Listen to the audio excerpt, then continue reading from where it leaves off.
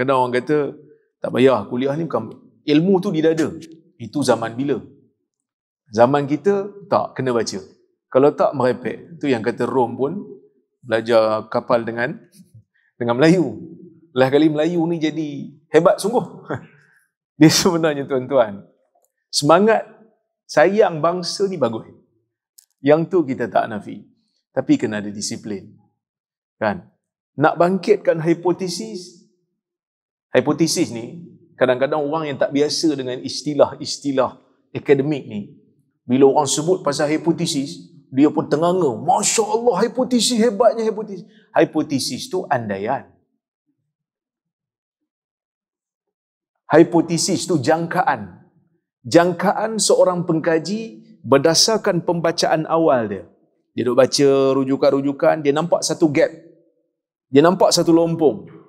Dia pun kata kemungkinan lompong ni keputusan dia yang ni. Tapi belum pasti, saya nak kaji. Yang tu dipanggil hipotesis. Faham? Sekali bila orang sebut hipotesis, kita pun nganga. Macam hebat sangat hipotesis tu. Hipotesis tu andaian. Tapi hipotesis ni ada disiplin lah. Hipotesis ni mesti dipetik daripada beberapa sumber-sumber yang boleh menimbulkan persoalan-persoalan, dan andaian tu ada probability, ada kebarangkalian. Tapi kalau main petik ikut suka je, itu bukan hipotesis, itu merepek. Faham?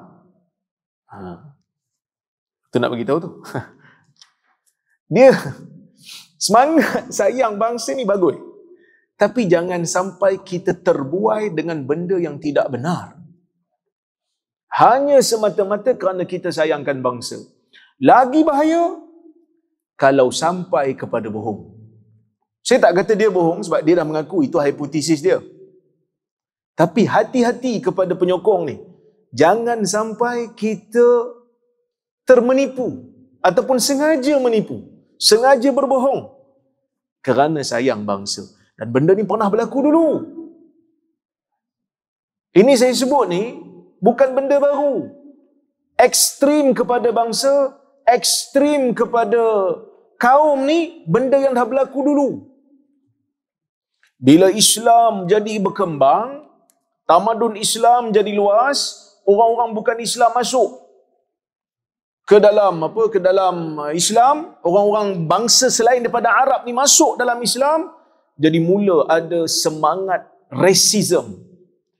Ada sebahagian telah menjadi resis. Tengok Arab benci, Arab tengok Ajam benci. Ajam ni bukan Arab lah. Jadi sebahagian telah terlajak nak punya angkat bangsa, nak angkat bangsa sendiri. Dia pun cipta hadis palsu. Inna Allah lamma radhiya anzala al-Quran bil Farisiyah wa idha ghadiba anzala al-Quran bil Arabiyah. Tuhan ni, Nabi kata, kalau dia suka, dia turunkan Quran dalam bahasa Parsi. Kalau Tuhan murka, Tuhan turunkan Quran dalam bahasa Arab. Nampak? Punya sayang kat bangsa Parsi, sebahagianlah, bukan semua. Sampai dicipta hadis palsu sandar dekat Nabi SAW. Itu sayang bangsa. Tapi saya bimbang lagi satu step dia akan pergi. Sayang bangsa sendiri ni, dia akan pergi satu step lagi. Bahaya. Sayang bangsa, bagus. Sayang bangsa, normal. Tabiat manusia. Tapi kalau tak terkawal, dia boleh pergi pada sampai tahap menipu satu. Lagi tak terkawal, dia akan pergi satu step lagi. Benci pada bangsa lain. Ini step yang kedua. Dan ni dah berlaku dah ni. Saya bimbang yang ni. Sebab kalau saya menulis benda ni, saya cuba untuk menegur. Tapi sebahagian daripada penyokong dia, kan, marah pada saya dan menunjukkan sebahagian daripada mereka yang menjadi penyokong kepada pihak berkenaan tu, menulis seolah-olah ada kebencian kepada bangsa lain. Bahkan menuduh kita benci kepada bangsa sendiri. Terpengaruh dengan sejarah barat kononnya. Tapi kalau kita tengok, rujukan-rujukan pihak yang disokong tu pun duk ambil rujukan barat juga. Kita okey kalau nak buat kajian, nak angkat kehebatan bangsa Melayu, tak ada masalah, bagus. Kita sokong, tapi ikutlah disiplin.